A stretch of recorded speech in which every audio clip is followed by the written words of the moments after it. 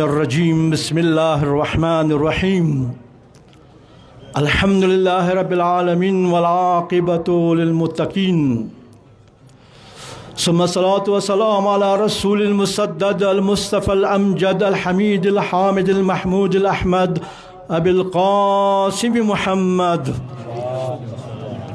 والآل الطيبين الطاهرين المعصومين سيما إمامنا بقية الله ولعنة الدائمة على أعدائه من الآن إلى لقاء يوم الدين. أما بعد فقد قال الحكيم في كتابه بسم الله الرحمن الرحيم إنا أعطيناك الكوثر فصل لربك وانحر إن شانئك هو الأبتر.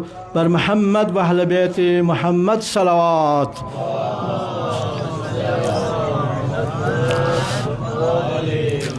مؤمنین گرامی، دویمه خطبه ده ډیر مختصر.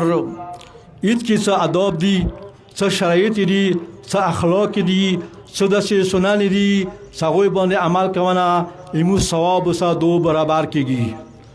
مثلا یو داسې بهار راوځي صحرا ته کلاو اسمان لاندې دا لکه څنګه دا ته کېږي.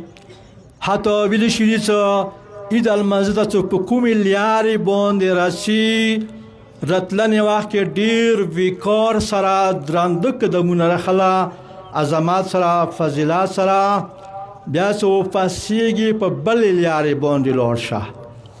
لاره تو ته ګواهي کوي، قدمونه تو ته ګواهي کوي. سنت چې ځمکه د قدمو ځینه زیاته ګواهي وکړي. کله چې راسي صفا جمع ضروري نه ده چې نوي جمع وي، صفا جمع واچوي، عطر استعمال کړي، خوشبو وي. او عید المنزل ته قدمونه واخیستلی شي او قربانۍ دې نه بعد بیا وشي. د عید بل فضیلت دا دی چې دغه عید کې د مریضانو عیادات وشي. خپل مریضان دي، خپل خپلوان دي، اسپیټالو کې دي، نورو ځایو کې دي، د بیمارانو عیادات ډېر ثواب دی، د مشرانو عیادات ډېر ثواب دی.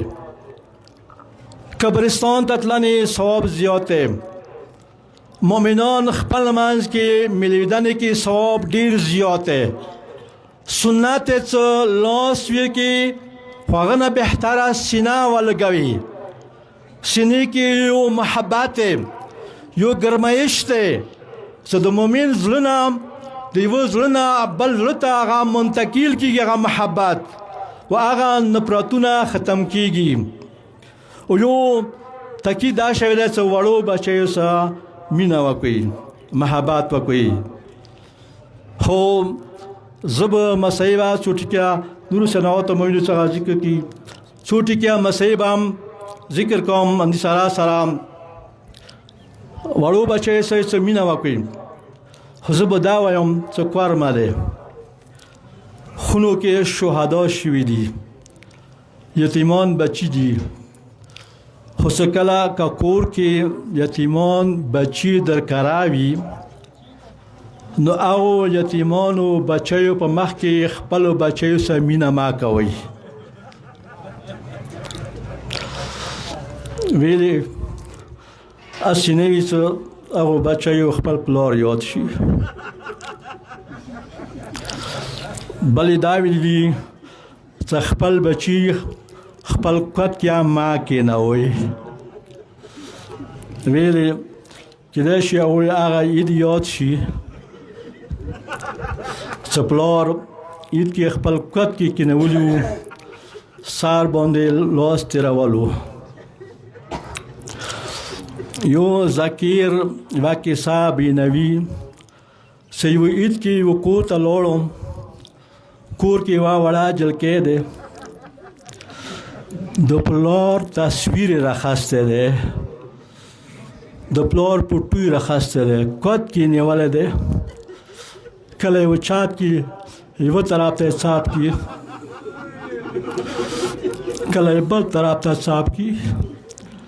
هغه ذکیر دی چې ما وړې جلکۍ نه پوښتنه وکړه وړې بچې څه واجه دی څه د پلار پوټو دې راخستی دی ویلې څه پاوې مینه چې همدغه پلار مو تر شوی کال و همدغه د عید ورېځه وه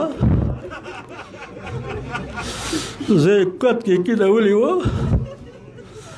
ما سره مینه کوله دلته به پلار نشته حق دا دی چې د پلار پوټونه واخلو د پلار پوټو کټ کې کېنوم زه ورسره مینه وکړم دوستانو کرمه دی یوه کس ورته ویله چې یوه خانه د شهید قبر ته راغله د شهید قبر یې ژړل و ډېر یې وژړل و ویله چې اخري کې مو ته سوال وکړ څه شه پاڅوئ یې څه پلار یا پاڅېدو ډېر ارام سره ورور یا ډېر ارام سره پاڅېدو خو لیکن د شهید لوڼې هغه نه پڅېدلې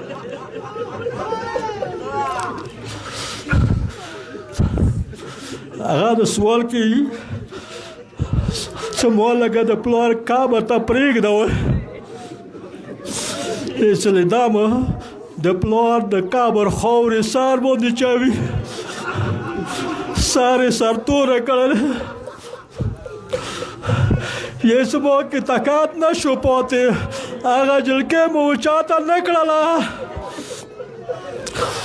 ما خو قسم دی کربلا کې د حسین وړوکي لور ته وړو سکینه ته څه کله د لسم مازدیګر و کله څه ولیدل چې چاریګر دیخ نه دي یو ورته هغې بیبي د مسلم لور یاد شوه هغه وخت کې څه کله قاسم کله څه د مولا حسین سفیر مسلم شهید شولو کله چې مولا حسین ته د مسلم شهادت خبر راورسېدلو نو مولا حسین څه وکړل د مسلم بابا دوی لوڼې هغه یې کټ کې کېنولې د لسم مازدیګر باندې د حسین وړې بلبلې ګیله راغله خدایه د ما بابا خو هغه دوی وړې جلکۍ کټ کې کېنولې وي نن دوره چوک نشته څه وړه سکینه کټ کې کېنوي الله اکبر خو یوه ګیله یې وکړله نجاب ته یې سترګې وغړولې بابا خیر دی که چا کټ کې ما کېنوله خیر